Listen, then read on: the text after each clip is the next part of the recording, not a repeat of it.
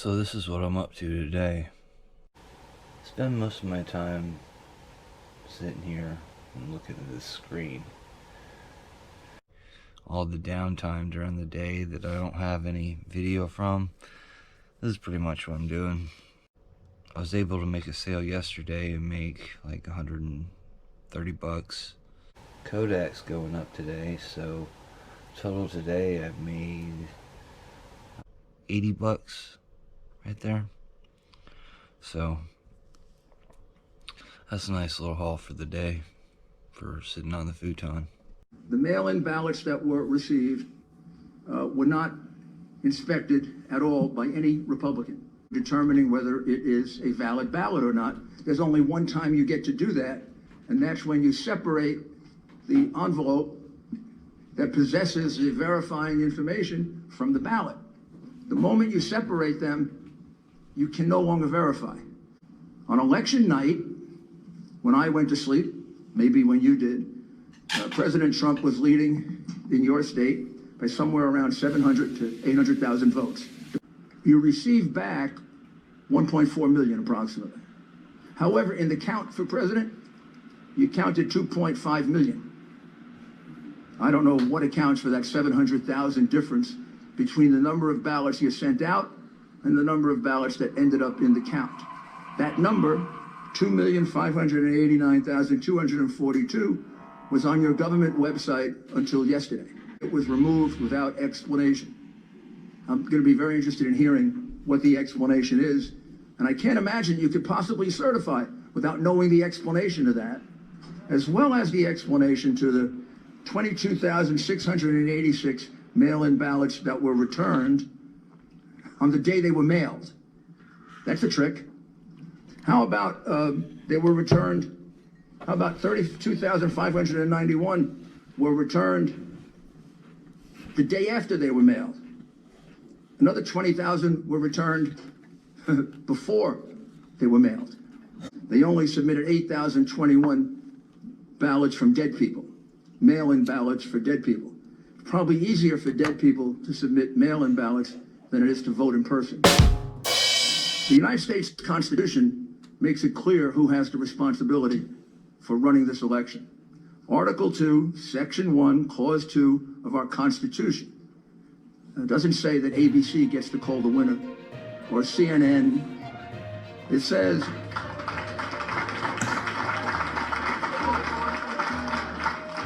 each state shall appoint in such manner as the legislature thereof may direct a number of electors. What I saw was problematic, to say the least. I am an eyewitness to many issues and irregularities that were observed in Philadelphia with the processing and counting of the vote. The Philadelphia Board of Elections processed hundreds of thousands of mail-in ballots with zero civilian oversight or observation. At least 96% of the board workers were processing mail-in ballots 15 to 200 plus feet from us. Due to the distance of the workers from the erected fences, it was impossible for me or any observer to see what the workers were doing. The pink highlighted duplicate ballots, which I haven't heard about, at least not in the media. As the weeks progressed, the observers were informed that the board was going to be duplicating damaged mail-in ballots that could not be read by the scanners. All of the duplicated mail-in ballots had to be fixed. And the Philadelphia Board of Elections' solution to this problem was to give the workers who were working alone, individually, stacks of hundreds of what amounted to blank mail-in ballots. And the workers, individually, were to fill in the correct highlighted ovals with dark pen. No observation. For 10 days, for more than 80 hours, what I saw was not a secure and transparent election. On Thursday, it took us 3 days for them to obey the court order that I secured. They got the order for us to get in and watch it, look at the back offices, which were locked, for 5 minutes every 2 hours. I went in, I was the first one allowed to go in at 1:30 on Thursday, and then again at 3:30 for 5 minutes. The county solicitor had a stopwatch. On the first time, I was not allowed to touch anything. The second time I did. What I observed in the locked room in the back office was 70,000 unopened mail-in ballots. and I wanted to know the universe of the votes. Well, the universe of the votes was only supposed to be 120,000 mail-in ballots. We were told there were 6,000 ballots remaining. So I said, okay, we have a universe of 126,000 votes. And then when I get back there, the universe wasn't 126,000 votes. The universe was 200,000 votes. They said, go in, and they said, in order to prove that nothing's happening, you can either exonerate yourselves in the process or refute what I'm saying, please. It's a very simple process. Mailed ballots sent out, 1,823,148. But when you go to the count of the final count of the vote, there are 2,589,242 mail-in ballots. What happened? How do you account for the 700,000 mail-in ballots that appeared from nowhere? As interesting as that all is, and that was live as I was recording it, I gotta go out and go surfing because it looks pretty good out there. And that video will be on YouTube when I get back, or at least I hope it will. Which it's always a possibility that it could get fact-checked and taken down, even though it is a Senate meeting in the state of Pennsylvania. You know, whichever way you feel on the results of what was, I mean, a messy election, so to speak. Let's call it messy.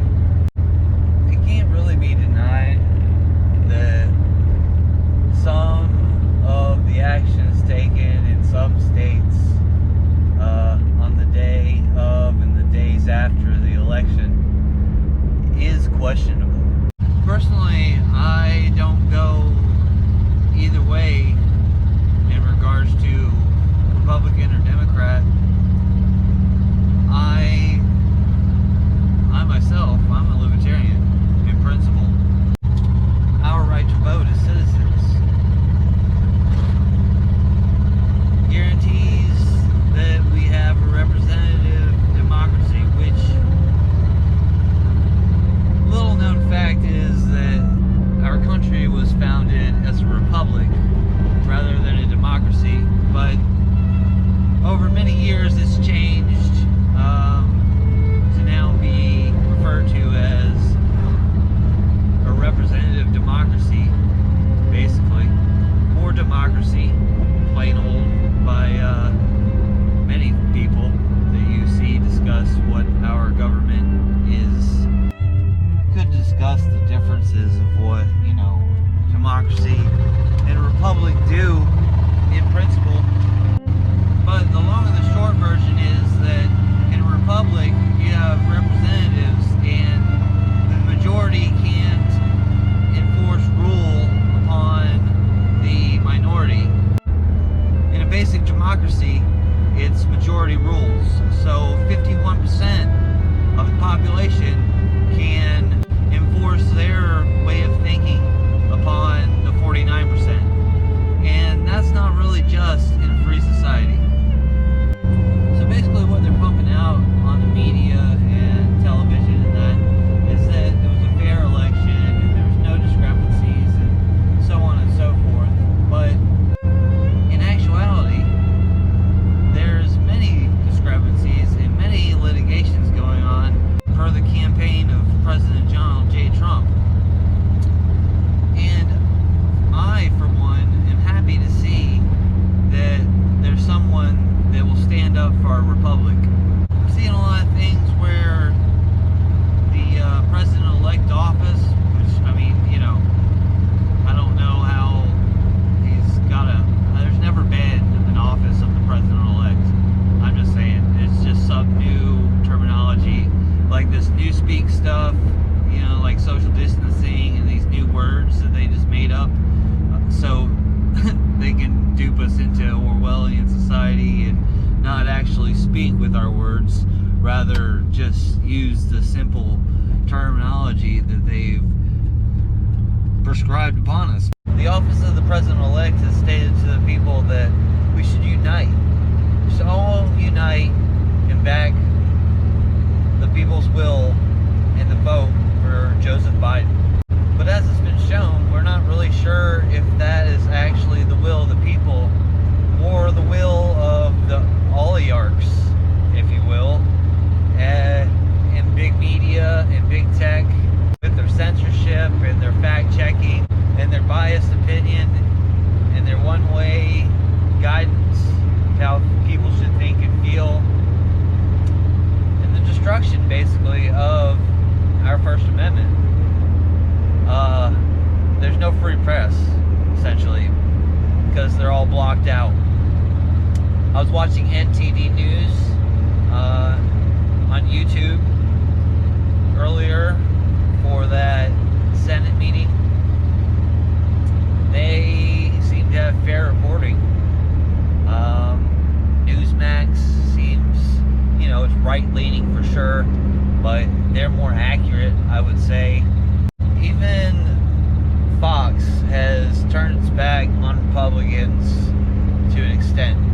And everyone used to talk about how they were the conservative channel, but they're still paid to say what the narrative is. And Big Brother's narrative, Orwellian, Big Brother's narrative is that Joe Biden won the election fairly. I think even the vote for Joe Jorgensen was suppressed. Gary Johnson got 4.5 million votes last election cycle, and Joe Jorgensen was only at 1.6 million last I saw. And to me, that's a large discrepancy. That's a difference of about 3 million votes. The party didn't decrease, the party grew, if anything. And I think that a lot of her votes were directed to Joe Biden, or, mysteriously disappeared. Just so there wouldn't be an accurate count on a third-party option. Overcast today, so I'm pulling out the booties. I noticed my toes got numb last time I was out surfing, so with it being overcast, I might have to put them on. Winter's almost here.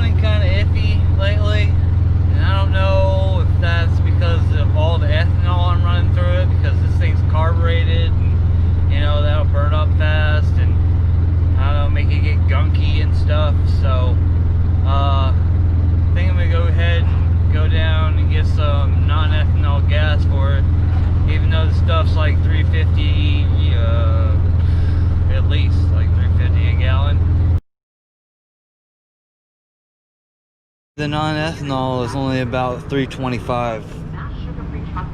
It's not too bad.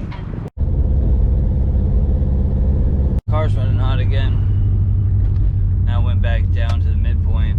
Let him pull it over. I gotta check this coolant level. Put some water in probably. I don't know what's going on, a hose or I don't know. We'll see in a second. Yeah, this little hose is shooting out a little bit of water, so I'll have to go down to the auto place and buy a new hose because it's got a little cut in it. I can see it from here. See if I can get some water in here without it blowing up all over me.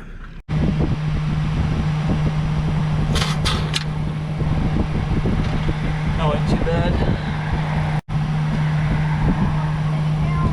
No, I got it. Thank you. Just got a hose popped on me. Thanks, you too. See ya. Neighbor stopped by, make sure I was alright. That's nice. That's what neighbors are for, I guess. You know? Make sure I'm doing alright, make sure each other are doing alright. Well, now that it's filled up pretty good, I'll be able to make it home. I have to fix this tomorrow in the light.